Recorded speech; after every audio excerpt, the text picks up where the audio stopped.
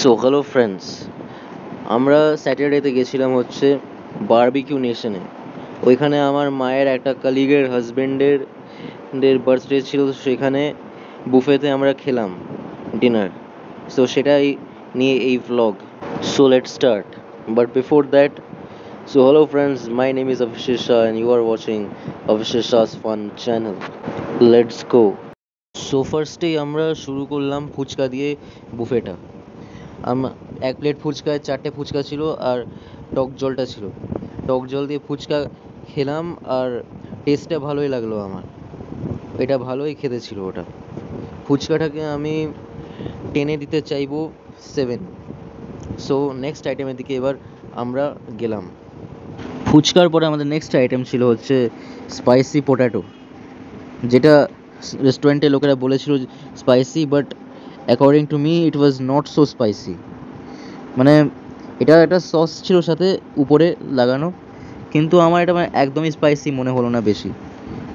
Just একটু মানে একটু একটু জাস্ট মানে মনে হচ্ছিল স্পাইসটা, বেশি কিছুই স্পাইসি ছিল না এতে।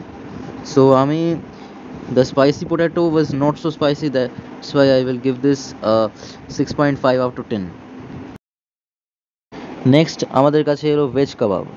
ভেজ কাবাবে ছিল পাইনাপেল আর ব্রোকলি কাবাব, আর দুটোই মানে খুবই ভালোই ছিল খেতে, মানে নট সো ব্যাড। সো আমি ব্রোকলি কাবাবকে দেবো আর পাইনাপেল কাবাবকে দেবো 5 out of 10 and 6 out of 10 respectively. মানে আমার ঠিকঠাকই লেগেছে দুটোই।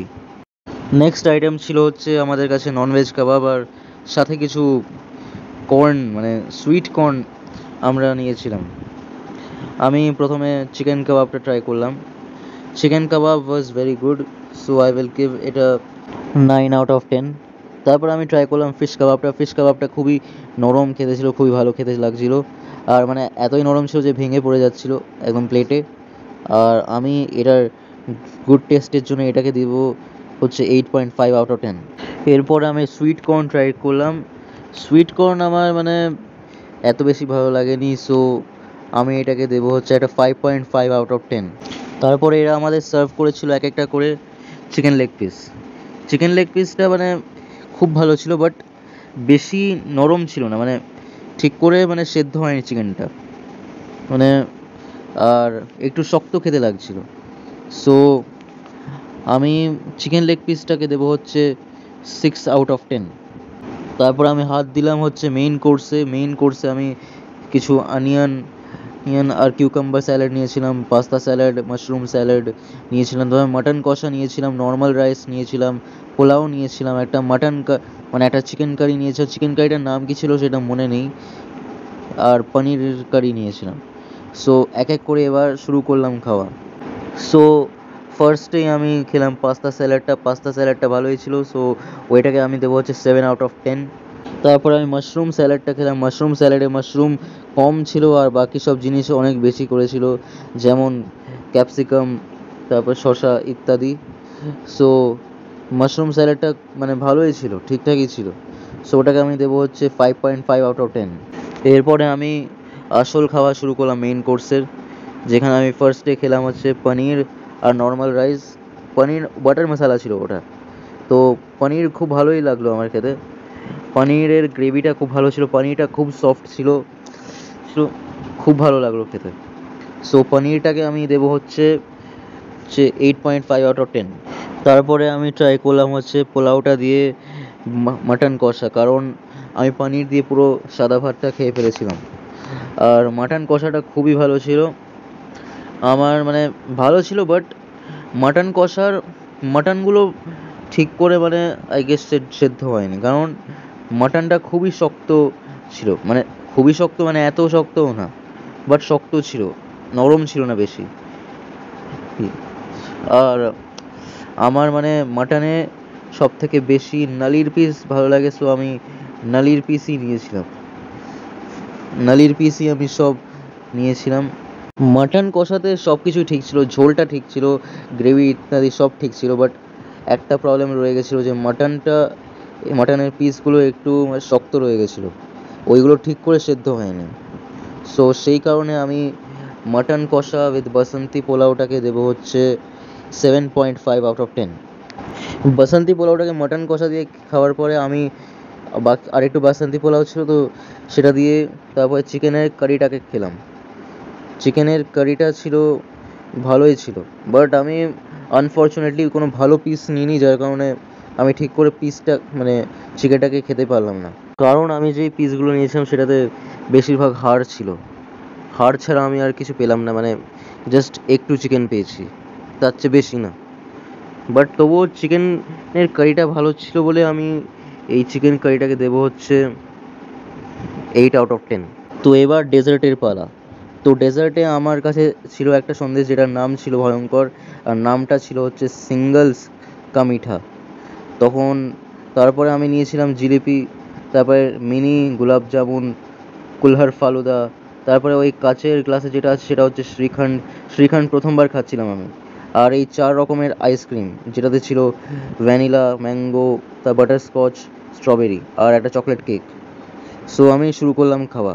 সো প্রথমে আমি যেটাতে হাত মারলাম সেটা ছিল হচ্ছে ওই সন্দেশটা, যেটার নামটা খুবই ভয়ঙ্কর লাগলো আমার দেখেই, আমি মানে চমকে গেছিলাম একদম। সেটা হচ্ছে সিঙ্গলস কা মিঠা।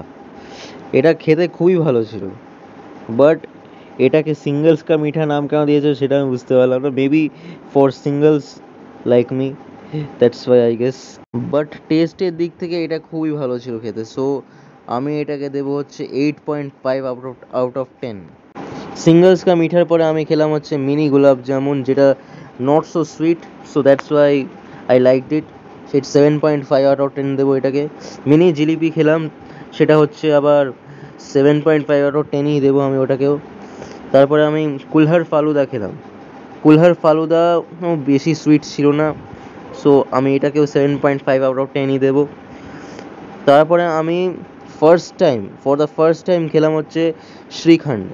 শ্রীখণ্ডের টেস্টটা মানে একটু সাওয়ার লাগলো আমার, তারপরে একটু মানে লাস্সির মতো লাগলো, মানে বেশি চিনি ছিল না, বেশি সুইট ছিল না, লাস্সির মতো লাগলো আমার।